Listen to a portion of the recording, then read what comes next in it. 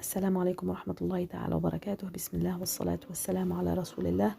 رب اشرح لي صدري ويسر لي أمري واحلل عقدة من لساني يفقه قولي. اللهم يا مفهم سليمان فهمنا ويا معلم داود علمنا، اللهم آمين. حياكن الله، طبتن وطاب مثواكن وتبوأتن من الجنة مقعدا. Aujourd'hui on va continuer avec les règles de Nun Sakina et de Tajwid. On a fait la leçon précédente, le clarification, al-idhar, et aujourd'hui on va continuer avec la dissimulation. Dissimulation, c'est-à-dire en arabe on dit al-ikhfa. La lettre est cachée. La dissimulation de la lettre Nun Sakina ou de Tanwin en appliquant une ghunna ajoutée lorsqu'ils sont suivis d'une des 15 lettres suivantes. Sad, Dhal, Tha, Kaf, Jim, Shin, Qaf, Sin, Dal, Ta, Za, Fa, Ta, Dad, Wadha. Pour plus simplifier, les lettres de Idhar, Hamzun, Ha, Aynun, Ha, Ghaynun, Kha, et le reste, ce sont les lettres de dissimulation. Comme ça, tout est clair. 6 litres de clarification et le reste, c'est la dissimulation, al-ikhfa. La phrase mnémotechnique, pour l'apprendre et les mémoriser, comme ça on n'oublie pas les lettres. صف ذا ثنا كم جاد شخص قد سما دم طيبا زد في تقى ضع ظالما. Cette phrase mnémotechnique est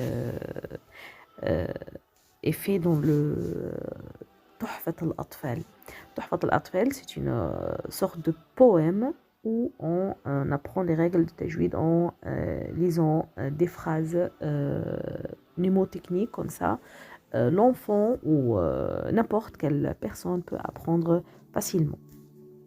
Quand je dis sif dhathana, c'est-à-dire sad, le mot sif, on prend la première lettre de chaque mot. Sif, sad, dha, dhal, thana, tha, kam, kaf, jada, jim, shakhsun, shin, qad, qaf, sama, sin, dum, dal, tayyiban, ta, zid, za, fi, fa, tuqan, ta, da, dad, zalima, dha.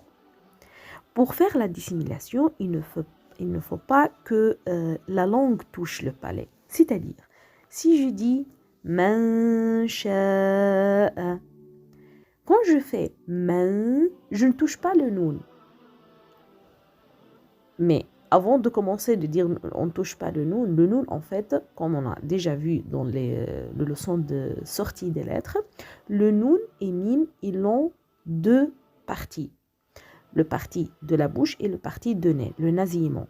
Le noun ici, puisqu'elle a deux parties, elle va être cachée dans la deuxième lettre qui le suit, parmi les lettres qu'on a déjà dit, à part les lettres de Adhar, Hamzun, Ha, Aynun, Ha, Ghaynun, Kha.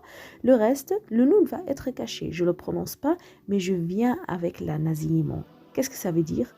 Man sha'a. La faute c'est man sha'a. Non, je ne touche pas la sortie de noun. Le point d'articulation de noun, le point de la prononciation de noun, je ne le touche pas. Mais je laisse la langue libre. Elle ne touche rien, mais elle s'approche un tout petit peu à la lettre qui le suit.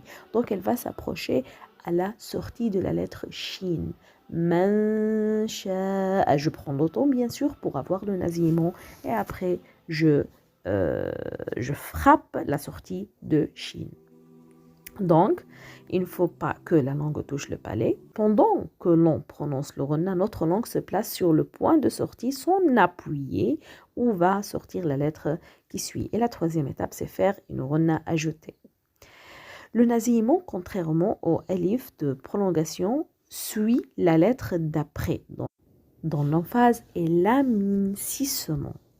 C'est-à-dire, le noun, elle suit la lettre, on a déjà vu pour alif, elle suit la lettre qui précède, tafriman wa tarqiqan, dans l'emphase et l'amincissement. Mais le noun, elle suit la lettre, après le ghunna, elle suit la lettre qui vient après. Si la lettre est gonflée ou emphatique, on dit intaliqu, le nasillement de al-ikhfa est suivi d'une lettre emphatique, on emphatise le ghunna. Si la lettre est légère, comme on a déjà dit, liman sha'a, le nasillement de al-ikhfa est suivi, ou bien de la dissimulation est suivi d'une lettre aminsi, c'est-à-dire léger, muraqqaqa, on aminsi la ghunna. Pourquoi cette dissimulation?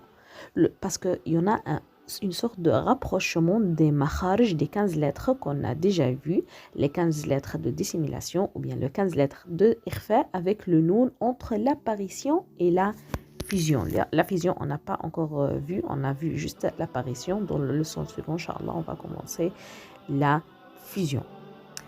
La forme, le noun ne porte pas de soukoun. Le fatha et kasra sont décalés si on a tanwin, c'est-à-dire ils ne sont pas successives, et les deux dhamma sont apparentes et décalées. On va maintenant donne des exemples. Amalan saliha. Voilà, il y en a deux tanwin, fatha, ils sont décalés. Et le ghunna vient gonfler parce que, ou bien emphatique, parce que le sad est emphatique. An salatihim, le noun est caché ou dissimulé derrière le sad. On vient avec le nasillement, et le nasillement, il faut être emphatique parce que le noun suit, le ghunna, elle suit la lettre qui le suit, sad est emphatique. Naran zata. نارا ذات إخفاء فأنذرتكم نون مخفاة عند الذال نون est caché dans le ذال يوما ثقيلا إخفاء dissimulation من ثقلت نون مخفاة عند الثاء قولا كريما dissimulation إخفاء أنكالا إخفاء aussi. On a aussi un qada, noun est caché sur le qaf, c'est emphatique.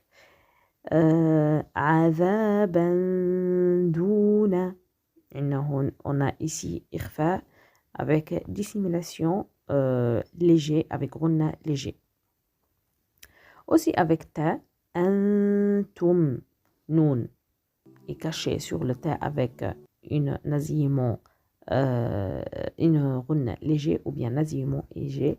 Et la dernière, sahabun zulumat, ikhfa, dissimulation. Notre leçon d'aujourd'hui est finie. J'espère que c'était simple pour vous. Il faut juste le pratiquer. Bien sûr, comment prononcer le noun dissimulé. Et savoir le nasillement emphatique et le nasillement léger. جزاكم الله خيرا ونفع الله بكم. سبحانك اللهم وبحمدك أشهد أن لا إله إلا أنت أستغفرك وأتوب إليك. السلام عليكم ورحمة الله تعالى وبركاته.